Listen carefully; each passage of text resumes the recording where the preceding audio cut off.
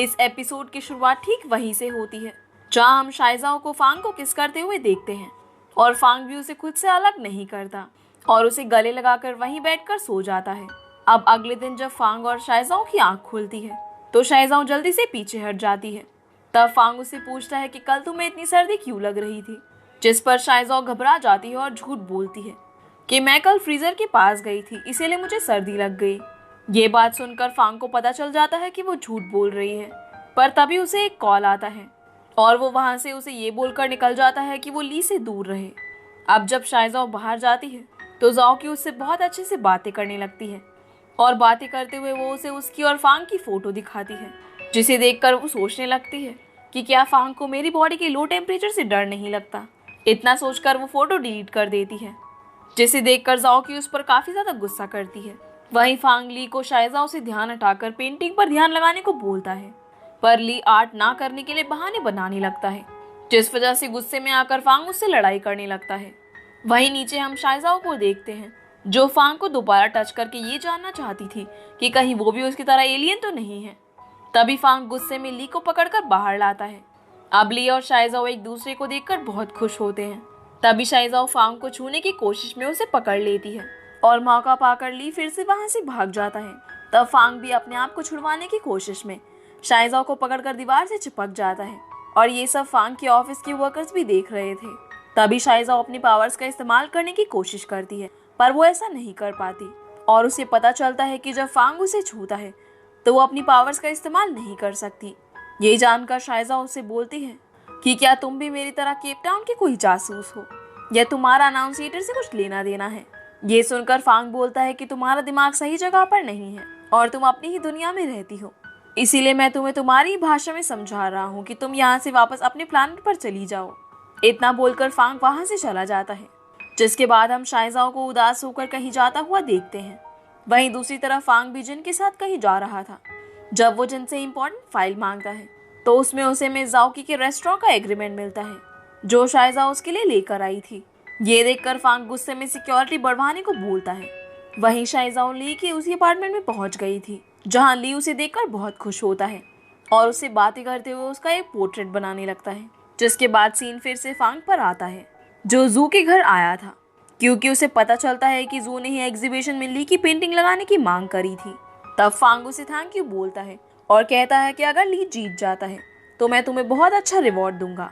जवाब में जू बताती है कि अगर ली जीत गया तो मुझे वो चीज मिलेगी जिसकी मैं हकदार हूँ। इस बात को सुनकर फांग को लगता है कि वो जू को पहले से जानता है, पर जू से बोलती है कि ये बस उनकी सेकंड मीटिंग है। अब हम शाइजाओ और ली को देखते हैं जहां ली ने उसकी पोर्ट्रेट बना ली थी, पर वो बिल्कुल भी अच्छी नहीं बनती और ली उसे सही करने के बहाने ब्रश उठाकर शाइजाओ के लिप्स पर पेंट लगाने लगता है, जिसे देखकर वो बहुत ज्यादा खुश होती है। जिसके बाद हम ली को मदर के साथ देखते हैं जो उसे कहती है कि तुम जल्दी से कंपनी जाना शुरू कर दो, नहीं तो फांग सारा बिजनेस हड़प लेगा। जिस पर ली उसे ऐसे बोलने से मना करता है और वहां से चला जाता है, पर उसका वॉलेट वहीं पर गिर गया था, जिसे जब उसकी मदर उठाकर देखती है तो उसमें उन्हें ली और जू की तस्वीर मिलती है, जिसे देखकर वो तुरंत इस बारे में अपने ब्रदर कांग को बताती है। अब हम फांग को देखते हैं जिसे शाइजाओ का पोर्ट्रेट मिल गया होता है और वो उसे ली से दूर रखने के लिए जिनसे अगले दिन उसके रेस्टोरेंट से खाना मंगवाने को बोलता है और साथ ही ये भी कि डिलीवरी पर शाइजाओ को बुलाया जाए। अब अगले दिन जब शाइजाओ डिलीवरी पर आ रही होती है तो मिस जाओकी उसे समझाती है कि फांग हमारे वीआईपी कस्टमर है, इसीलिए जब तक वो खाना खा ना ले तुम वहां से हिलना मत। जिस पर शाइजाओ मान जाती है, जिसके बाद वो उसे एक स्कूटी देकर डिलीवरी करने को बोलती है, लेकिन शाइजाओ उसे सही से चला नहीं पाती और धोखे से उससे सारा खाना गटर में गिर जाता है। वहीं हम फांग को देखते हैं जिसे डिलीवरी की लोकेशन देखने पर पता चलता है कि शाइजाओ एक जगह पर 30 मिनट से फंसी हुई है, इसीलिए वो तुरंत वहां पहुंचता है जहां शाइजाओ मैनहोल में घुसी हुई थी। जब वो बाहर निकलती है तो फांग को देखकर बहुत खुश होती है और उससे बोलती है कि प्लीज वो उसकी कंप्लेन ना करे, जिस पर फांग नहीं मानता। तब शाइजाओ उसे बताती है कि 15 मिनट्स अभी भी बचे हुए हैं, पर फांग जल्दी से उसे पकड़कर पहले कपड़ों की शॉप पर ले जाता है क्योंकि उसमें से बहुत बदबू आ रही थी। तब शाइजाओ उसे ऐसा करने से बार बार मना करती है क्योंकि उसे टाइम पर डिलीवरी करनी थी, पर फांग जबरदस्ती उसे कपड़े दिलाकर जल्दी से शॉप की अपार्टमेंट में ले जाता है और उसे नहाने को बोलता है और बहुत मेहनत करने के बाद कहीं जाकर शाइजाओ नहाने को तैयार होती है। पर उसमें भी वो जल्दी से नहाकर बाहर निकलती है और तुरंत पैकेज उठाकर फांग के ऑफिस जाती है। तब फांग उसे रास्ते में देखकर उसके पीछे जाता है। अब शाइजाओ जल्दी से पहुंचने के लिए टाइम को पॉज कर देती है और आगे बढ़ने लगती है, पर इस बार भी फांग को कुछ नहीं होता और वो ये सब देखकर बहुत शॉक हो जाता है कि सब लोग अपनी जगह पर रुक गए हैं। तब वो भागकर रोड पर आता है और बस शाइजाओ को मूव करता हुआ देखकर वो उसे रोकता है, पर उसे देखते ही शाइजाओ भी पॉज होने का नाटक करने लगती है और किसी तरह उसका ध्यान भटकाकर वहां से निकल जाती है। अब जब सब कुछ सही होता है तो फांग जल्दी से भागता हुआ अपार्टमेंट में पहुंचता है, जहां शाइजाओ उससे पहले ही पहुंचकर बाथरूम में चली गई थी। तब वो फांग के सामने नाटक करते हुए उसे डांटने लगती है कि वो उसे नहाते हुए देखना चाहता था, जिस पर फांग बहुत घबरा जाता है और उसे एक कार की चाबी देते हुए इस बारे में किसी को भी ना बताने को बोलकर वहां से चला जाता है। तब शाइजाओ बहुत ज्यादा खुश होती है, जिसके बाद हम फांग को जैंग के साथ देखते हैं, जहाँ हमें पता चलता है कि आज जो कुछ भी हुआ वो सब फांग को हेलुसिनेशन लग रहा था। तब जैंग उसे अपने इमोशंस को कंट्रोल करने को बोलता है, पर जैसे ही उसे पता चलता है कि फांग ने हेलुसिनेशन में शाइजाओ को मूव करते हुए देखा था, तो वो उसे उसके साथ रहने का सजेस्ट करता है और ये सुनकर फांग उस पर भड़क जाता है। अब हम देखते हैं कि फांग की दी हुई कार में इस बार में जाओ की भी शाइजाओ के साथ डिलीवरी करने जाती है, जहां पहुंचकर वो शाइजाओ से बोलती है कि शायद फांग तुम्हें बहुत पसंद करता है और इसीलिए उसने तुम्हें एक कार दी। ये सुनकर शाइजाओ डिसाइड करती है कि अगर ऐसा है तो वो फांग की कार वापस कर देगी। अब जब वो फांग के कैबिन में पहुंचती है तो फांग की वीडियो कॉन्फ्रेंसिंग चल रही होती है, इसीलिए फांग इशारों में उसे वहां से जाने को बोलता है, पर शाइजाओ उसे नहीं देखती और वो वही सब बोल देती है जो मैं जाओकी ने उसे अभी बताया था, जिस वजह से फांग जल्दी से अपना लैपटॉप बंद करता है और उसे बताता है कि वो उसे पसंद नहीं करता। इस बात को सुनकर शाइजाओ बहुत खुश हो जाती है। तभी उसे मिज़ाओकी की बात याद आती है कि जब तक फांग खाना ना खा ले तब तक उसे वहां से नहीं हिलना है, पर फांग उस वक्त खाना नहीं खा रहा होता, इसीलिए शाइजाओ जबरदस्ती उसे खाना खिलाने लगती है और फांग भी उसे नहीं रोकता। अब जब वो खाना खिलाकर वापस चली जाती है तो फांग को काफी अच्छा लगता है, पर तभी उसकी तबीयत बहुत ज्यादा खराब हो जाती है। उसी वक्त वहां जू आकर उसे देखती है और उसकी ऐसी हालत देखकर वो उससे बोलती है कि तुमने सी फूड क्यों खाया जब तुम्हें उससे एलर्जी है। तभी फांग जू का नाम लेता है, जिसे सुनकर जू पूछती है कि क्या तुम्हें सब याद आ गया। अब हम पास्ट के विजन्स को देखते हैं, जिन्हें देखकर हमें समझ आता है कि जू और फांग पहले रिलेशनशिप में थे।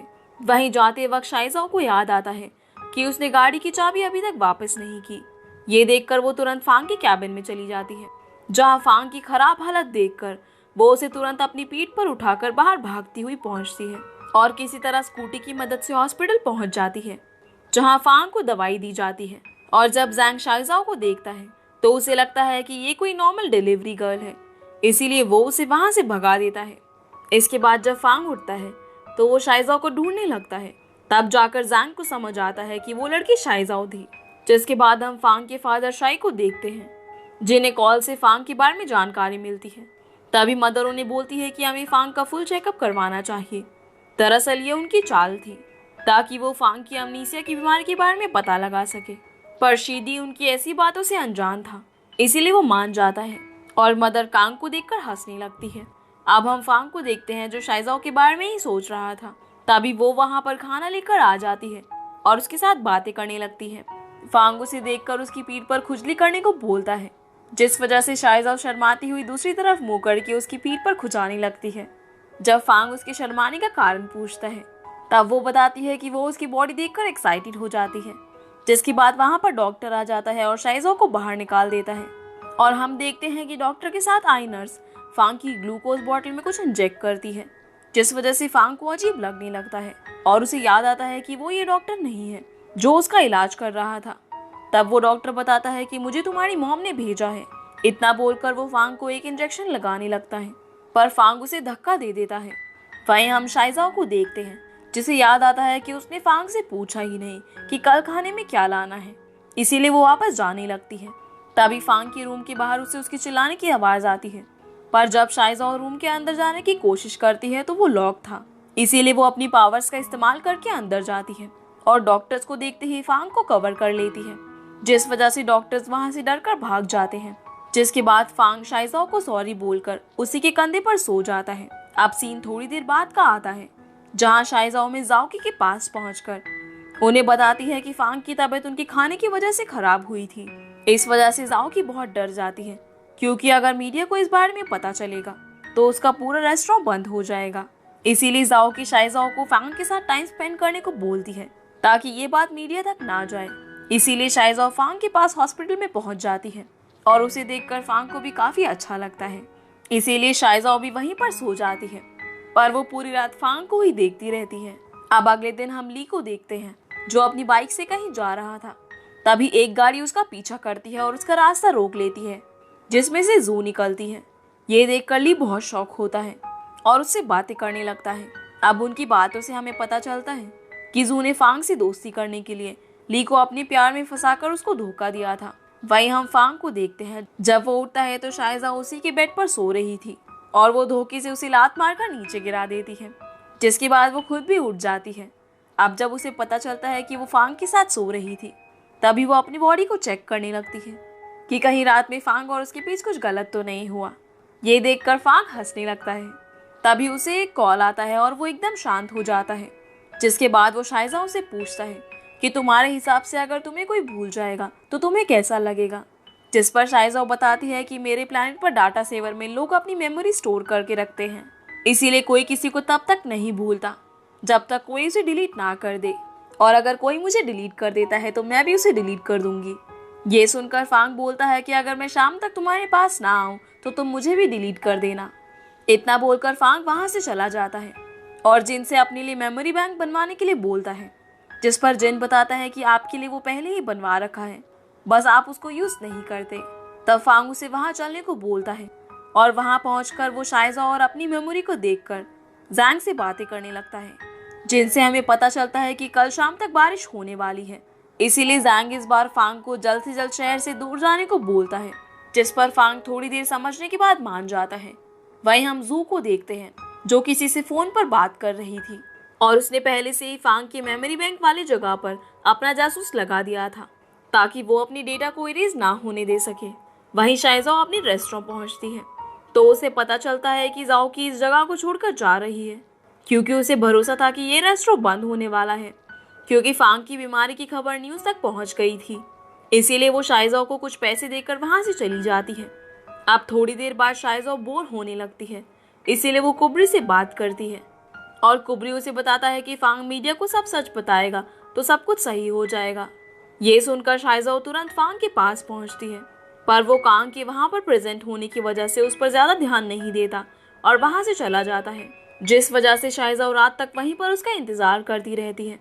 तब कुबरी उसे समझाता है कि फांग उसकी मदद नहीं करने वाला, इसीलिए शायद उसे वापस जाना चाहिए। ये सुनकर वो वापस चली जाती है। अब अगले दिन जब शाइजा उठती है तो वो देखती है कि बाहर बहुत सारे मीडिया वाले और गुस्सैल लोग थे, जो रेस्टोरेंट को बंद करने के लिए बोल रहे थे। तभी शाइजा जल्दी से अपने कपड़े पहनती है और वहां जाकर सबको संभालने लगती है कि फांग बस एलर्जी की वजह से बीमार हुए थे, पर किसी को भी उसकी बात पर यकीन नहीं होता। वहीं ये सब न्यूज भी फांग अपनी गाड़ी में जाते वक्त देख लेता है और शाइजा को ऐसी हालत में देखकर तुरंत उसकी मदद करने के लिए पहुंच जाता है। उसे देखकर सभी रिपोर्टर्स उसकी तरफ भागते हैं और एक कैमरामैन से टकराकर शाइजा फांग के हाथों में गिर जाती है और ये एपिसोड यहीं पर खत्म हो जाता है। तो गाइस, ये थी आज की वीडियो एंड आई होप आप लोगों को ये वीडियो पसंद आई होगी, तो वीडियो को लाइक कर चैनल को सब्सक्राइब जरूर कीजिएगा। तो आपसे फिर मिलते हैं अगले एपिसोड में, तब तक के लिए गुड बाय।